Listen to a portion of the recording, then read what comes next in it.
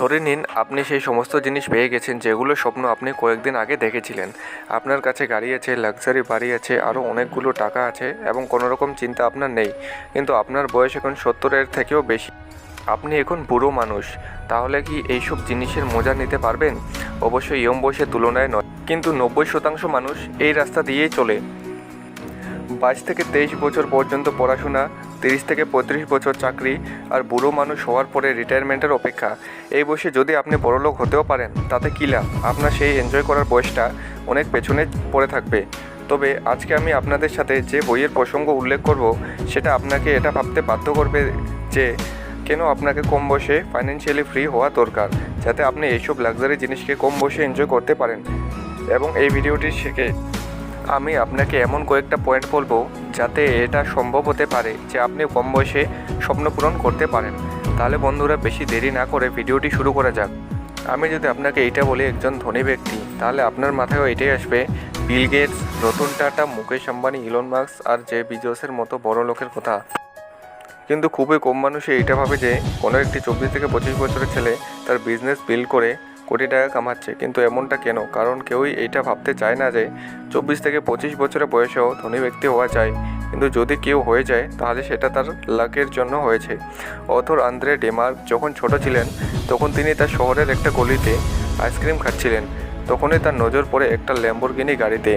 ওই গাড়িটিকে দেখার সাথে সাথে তার মাথায় আসে যে এই গাড়িটির মালিক অবশ্যই বুড়ো মানুষ হবে। কিন্তু সেই মানুষটা গাড়িটার কাছে এলো, তাকে দেখে অথর একদম অবাক হয়ে গেল। ওই গাড়িটির মালিক একজন 25 বছরের যুবক। অথর তার কাছে গিয়ে জিজ্ঞাসা করে যে আপনি কী কাজ করেন। এতে ওই মানুষটি উত্তর দিল, আমি একজন ইনভেন্টর। এটা বলে সে চলে গেল। তখন থেকে আথার এটা বুঝতে পেরেছিল যে কম বয়সে ধনী হওয়া সম্ভব। এরপর সেই এই ব্যাপারে অনেক রিসার্চ করে আলাদা আলাদা বই পড়ে মানুষের ব্যাপারে জানলো। এরপর সে জানতে পারলো যে এই দুনিয়ার মানুষ শুধু 3টি রাস্তায় চলে, যার মধ্যে প্রথমটা হচ্ছে সাইডওয়াক, দ্বিতীয়টা স্লো লেন এবং তৃতীয়টা ফাস্ট লেন। তাহলে চলুন এক এক করে আমরা 3টে সম্পর্কে জানি। তো সবথেকে প্রথমে আসে এই চলা মানুষদের কথা। এতে এই মানুষগুলো আসে যাদের টাকার উপর কোনো কন্ট্রোল থাকে না। এদের হিসেবে যেগুলো আছে সেটা শুধু আজকের জন্য, কালকে তো থাকবেই না। না তো ফাইন্যান্সিয়ালি প্ল্যানিং, না তো কোনো ফাইন্যান্সিয়াল গোল। এগুলো মানুষ সবসময় স্যালারি টু স্যালারি কাজ করে। মানে যখনই তারা স্যালারি পায় তখনই তারা মন খুলে খরচা করে দেয়। আর এত খরচা করে যে পরের স্যালারি আসা পর্যন্ত তাদের কাছে কিছুই থাকে না। এবং কোনো রকম যদি এদের স্যালারি আটকে যায়, তাহলে এদের অবস্থা খুব খারাপ হয়ে যায়। এরা শুধু এইটাই ভাবে যে ধনী হওয়া শুধুমাত্র ভাগ্যের ওপর নির্ভর করে। তারাই ধনী হতে পারে যাদের ভাগ্য থাকে। আর সাইডওয়াক-এ 2 রকমের লোক থাকে। প্রথমটা হচ্ছে সাইড রিচ এবং পরেরটা হচ্ছে সাইড পোর। সাইড রিচ তাদের বলা হয় যাদের সম্পর্কে আমি এতক্ষণ আপনাদের বললাম। আর সাইড রিচ তাদের বলা হয় যাদের দেখে আপনি হয়তো ভাবতে পারেন যে ধনী ব্যক্তি, কিন্তু তাদের সব ধনী শুধু দেখানোর জন্যই। এদের স্যালারি যদি 40,000ও হয়, তাও এরা 50 থেকে 60,000-এর ফোন কিনবে, যদিও এই ফোন তারা ফাইন্যান্স দিয়ে কিনে না কেন। এটা কেন? কারণ লোকের সামনে তারা ধনী হয়ে থাকতে চায়। এইসব লোকের ফাইন্যান্সিয়াল এডুকেশন একদম 0 লেভেলের হয়। যদি আপনি এইসব লোকেদের 1 কোটি টাকাও দেন, তাও তারা সেই টাকাটা খুব তাড়াতাড়ি শেষ করে দেবে। এমন মানুষেরা সারা জীবন স্ট্রাগল করতেই থেকে যায়, আর এরা কখনোই ফাইন্যান্সিয়ালি ফ্রি হতে পারে না। সেকেন্ড নাম্বারে আসে স্লো লেনে চলা মানুষদের কথা। বেশিরভাগ মধ্যবিত্ত মানুষ এই রাস্তায় চলা লোকগুলো সাইডওয়ার্ক থেকে অনেক ভালো হয়, কারণ এরা পরের দিনের কথা ভাবে। এরা যারা চাকরি বা ব্যবসা করে, তারা তাদের স্যালারির থেকে কিছু টাকা বাঁচিয়ে সেভ বা ইনভেস্ট করে, যাতে তারা ভবিষ্যতে একটা স্টেবল আর সিকিউর জীবন কাটাতে পারে। কিন্তু অথরের হিসেবে ধনী হওয়ার জন্য এই রাস্তাটাও নয়, যেটা আমরা নামটা থেকে বুঝতে পারছি। এই মানুষগুলো একটা সময় গিয়ে ধনী তো হয়ে যায়, কিন্তু এদের এনজয় করার সময় থাকে না। উদাহরণ ধরে নিন, আপনি ডাক্তার হবেন। তার জন্য আপনাকে পড়াশোনা করতে হবে, যেটাকে করতে লাখ লাখ টাকাও লাগে। আর কিছু বড় ডিগ্রির জন্য তো কোটি টাকাও লাগতে পারে। এখানে আমরা ধরে নিই যে 25 থেকে 30 বছর বয়সে আপনি আপনার পড়াশোনা শেষ করে নিলেন। এত বছর হওয়ার পরে আপনি যদি কোনো হসপিটালে চাকরিও পান, বা যদি আপনি ক্লিনিকও খোলেন, তাহলে আপনি তো এখানে 25 থেকে 30 বছর অবশ্যই কাজ করবেন। আর এই বয়সটাতেও পেরিয়ে যাওয়ার পরে আপনি যদি ফাইন্যান্সিয়ালি ফ্রি হয়েও যান, তাহলে আপনার এনজয় করার জন্য ইয়ং এজই থাকবে না।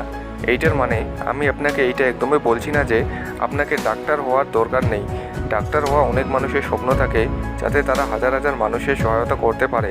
কিন্তু আপনি যদি এইটা ভাবেন যে যারা ডাক্তার হয় তারা ধনী ব্যক্তি হয়ে যায়, তাহলে এই কথাটা আপনার জন্য। কিন্তু আপনি যদি ইয়ং এজে ধনী ব্যক্তি হতে চান, তার জন্য অথর আরেকটা রাস্তায় কথা বলেন, সেটা হচ্ছে ফার্স্ট লেন। এদের পড়াশোনা শুধুমাত্র স্কুল বা কলেজ পর্যন্ত সীমিত থাকে না। প্রতিদিন এরা কিছু না কিছু নতুন নতুন জিনিস শিখতেই থাকে এবং নিজের নলেজকে বাড়াতেই থাকে, যাতে তারা এই নলেজের ব্যবহার করে এমন সিস্টেম বানাতে পারে যাতে তাদের কাছে কিছু না করেও টাকা আসতে থাকে। তারা যত পারে অ্যাসেটস বানাতেই থাকে, আর এক টাইমে এসে তারা কোটিপতি হয়েও যায়। আর এইটা করা সহজ নয়। এই সিস্টেম বানাতে আপনাকে সাইডওয়াক আর স্লো লেনে চলা মানুষদের থেকে অনেক বেশি কষ্ট করতে হয়, অনেক কিছু স্যাক্রিফাইস করতে হয়, আর এখানে টাইমও লাগে, কিন্তু অতটা লাগে না যতটা বুড়ো হতে লাগে। এখন আপনার মনে প্রশ্ন আসে হয়তো, ফার্স্ট লেনে কিভাবে চলা যায়, মানে ফার্স্ট লেনে চলার রাস্তা কি? তাহলে আমি আপনাদের সাথে 4টা পয়েন্ট শেয়ার করব, যাতে আপনারা ইয়ং এজেই ফাইন্যান্সিয়ালি অ্যাচিভ করতে পারেন। Point number 1, attack the need. আপনার এমন সিস্টেম বানাতে লাগবে যাতে সেই সিস্টেমে মানুষের চাহিদা বা নিড পূরণ করতে পারে। কারণ যত বেশি লোকের আপনি সাহায্য করতে পারবেন, ভবিষ্যতে ততই ইনকাম করতে পারবেন।